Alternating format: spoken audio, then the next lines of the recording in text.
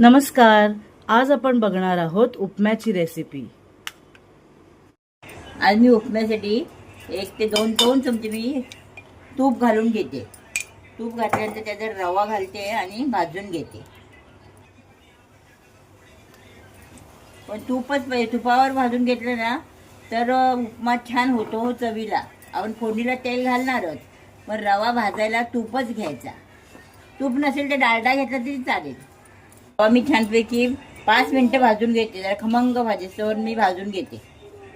आणि पाणी मी शेजारी 1 वाटी रवा घेतला, तर 2 वाट्या पाणी उकळून घेतलेलं आहे. छान उकळतं पाणी ओतायचं. मी जे 2 कांदे घेतलेले आहेत, छान बारीक कापून घेतलेले आहेत. अर्धी वाटी मटार वाफून घेतलेला आहे. 1 टोमॅटो घेतलेला आहे चिरून, आणि 7-8 हिरव्या मिरच्या बारीक चॉप करून घेतलेल्या आहेत. तिथे शेजारी कोथिंबीर घेतले आणि लिंबू घेतलेला आहे. तेल घालून घेते. तेल तापलेलं आहे. आता आपण मोहरी घालून घेऊया. मोहरी छान तडतडली. आता आपण जिरं घालून घेऊया.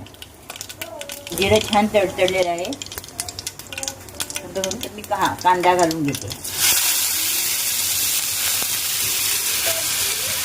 हे जरा फ्राय करूया छानपैकी. कांदा मिरची छान फ्राय झालेली आहे बघा. कच्चेपणा त्याला निघून गेला. आता मटार आणि टोमॅटो टाकून घेते मी. छान फ्राय करून घ्यायचा. मी आता ह्या कांद्यामध्ये मीठ घालून घेते.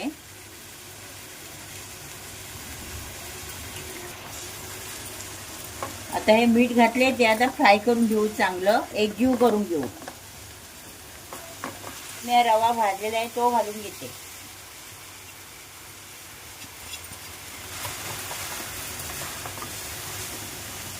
आणि रवा आता छान परतून घ्यायचा. कांदा टोमॅटो ते सगळं घातले ना, चांगलं परतून घेऊ.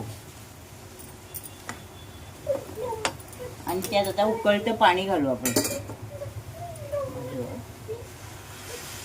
जास्ती पाणी घातल्यावरती असं जरा मऊसूत होतं. हां, उकळलेलं पाणी घातलेलं काय छान उपमा मऊ होतो. आता मी याच्यावर झाकण ठेवून घेते. आता आपला उपमा तयार आहे. हा बघ किती छान उपमा झालेला आहे. आता मी तुम्हाला सर्व करून दाखवते. तर हा आपला उपमा आता तयार झालेला आहे. लाईक करा, शेअर करा आणि कमेंट करा. स्नेहाज मेनू चॅनलला नक्की सबस्क्राईब करा. थँक्यू.